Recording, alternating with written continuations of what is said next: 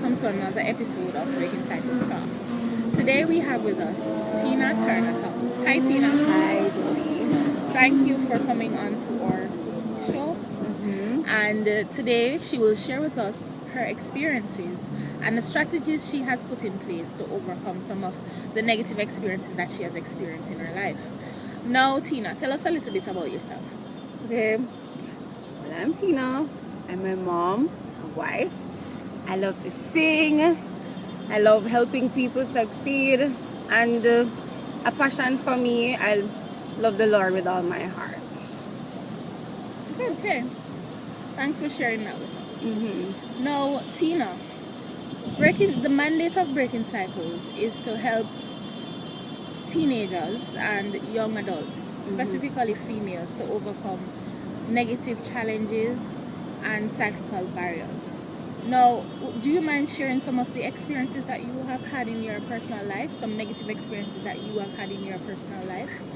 Oh, gosh, there's been so much, but I think the one that stands out for me the most, I think back in my teenage years, growing up, I was raised between 4 different homes.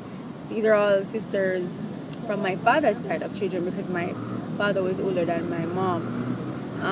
And they're pretty much older than my other siblings that I would have from my mother's side.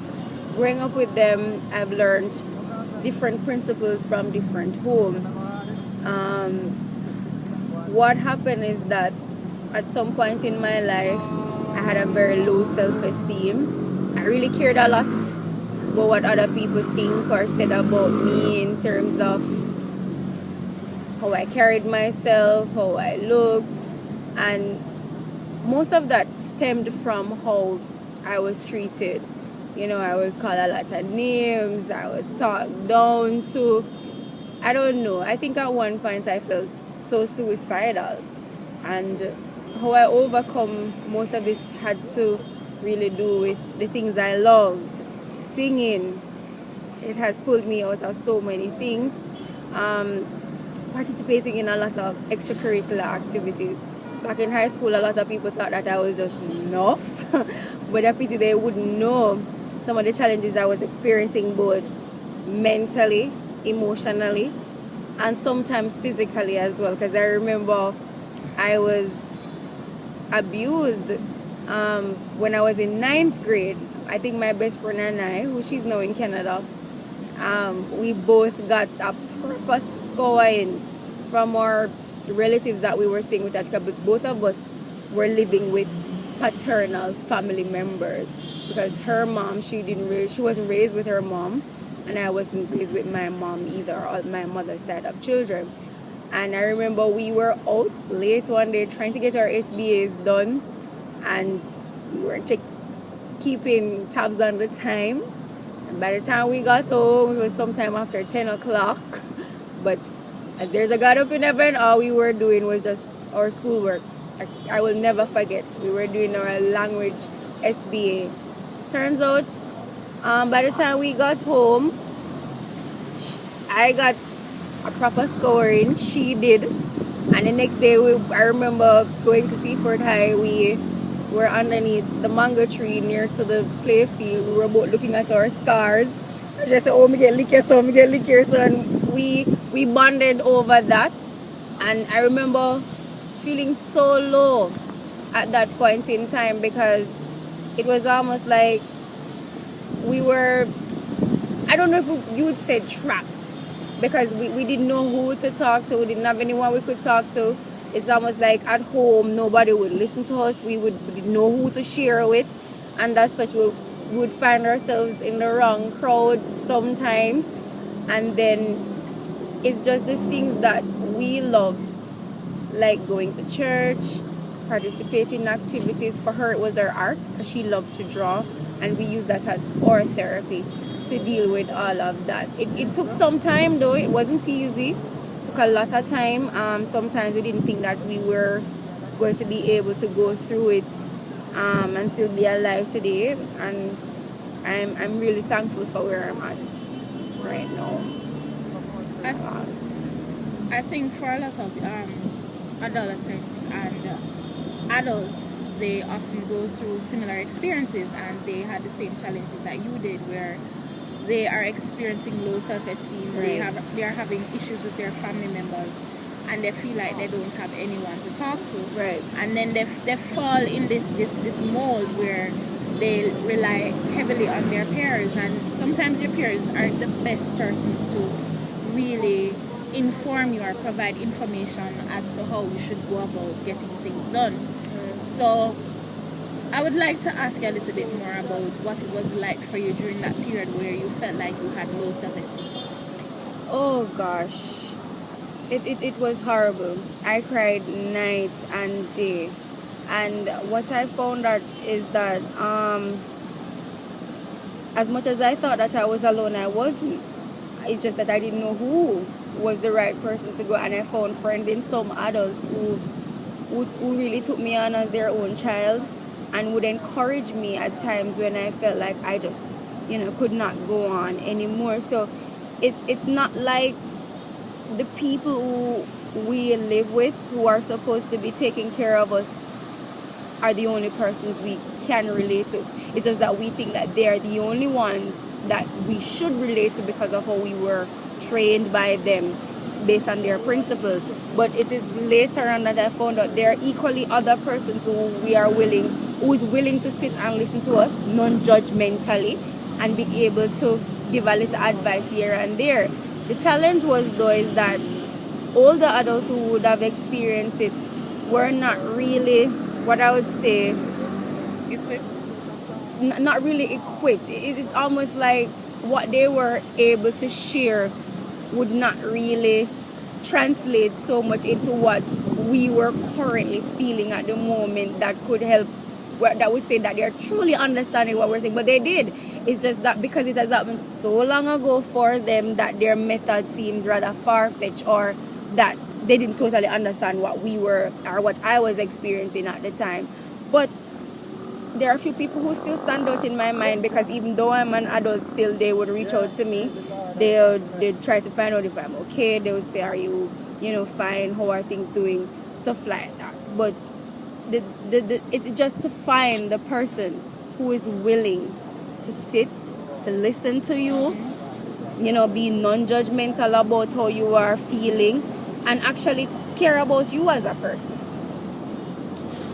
I agree, and we see the generational gaps, because in the Bible it says that the older generation should teach and mold the younger generation, but you find that the older generation and the younger generation, they're at daggerheads, because the younger generation feels like the older generation does not understand them, right? And the older generation feel like the younger generation, they are not respectful in how they communicate with them, and that's something we're trying to do. We're trying to build bridges, yes, where the gaps are concerned. That's why we hope to focus on adolescents and young adults, because we realize that age group is often neglected, and many of them are struggling with issues, and it is often left up to them to sort it through. And if we have been through those experiences, then we expect that it is only good to offer or extend that helping hand to them.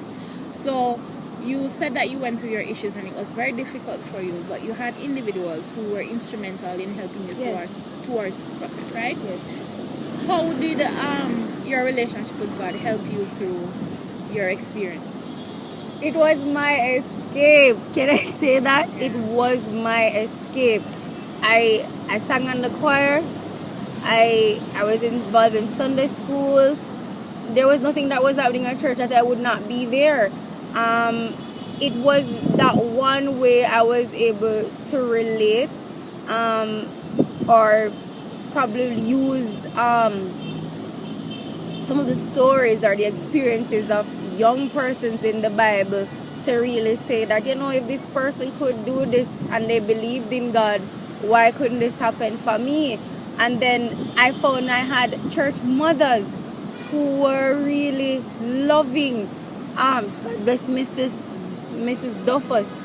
God bless Sister Berger and all of those persons who were really in that my teenage years, who would, the smallest thing would mean a lot to them. they wouldn't go anywhere, or their children wouldn't like I say, go to foreign and come back, and I don't get a shoe, I don't get a bag, I don't get a hat. They made me feel special, and from there I realized that I'm not alone. They would always pull me aside and say, Teen, I'm counting on you because I see this in you, and if this is happening, you can always say this to me. And I knew that whenever I speak to them, my sister would not hear back whatever I told them. So I know I had a relationship. I know it was exclusive, and they were saying just as though it is exclusive with us, it is exclusive to God, because if you're speaking to us, then we're taking it to God on your behalf. And just remember that you're not alone. Somebody's always there for you to talk to.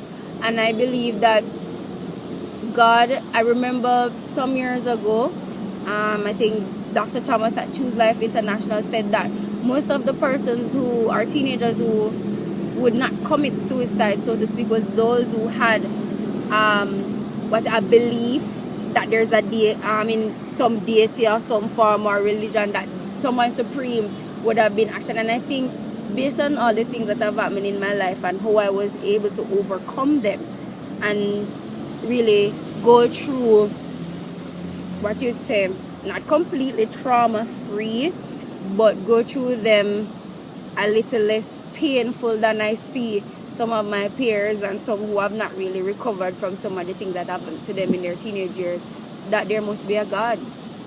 Because I was taught how to steal, I was taught how to lie, and I didn't get any punishment for it. And then when I moved to another environment, if I steal, I would get some real murderation, or the sort of things that they would tell me or send me, or the people who would be around.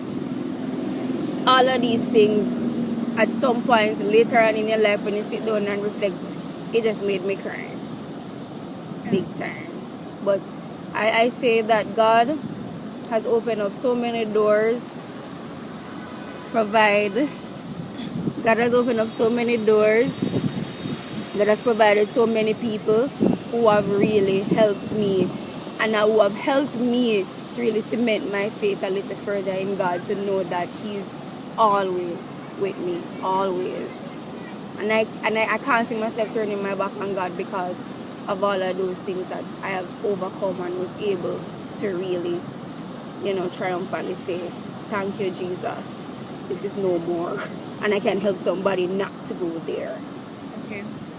One of the mandates of Breaking Cycles is to help persons to re-socialize their way of thinking and their way of being. Because we are cognizant of the fact that there are several agents of socialization. Like earlier you said that you were taught to lie and you were taught to steal. And I'm hearing you say in summary that the coping strategies that you learned was your relationship with God, as well as the individuals that were there that was instrumental in building you. So basically, you were re-socialized. Right.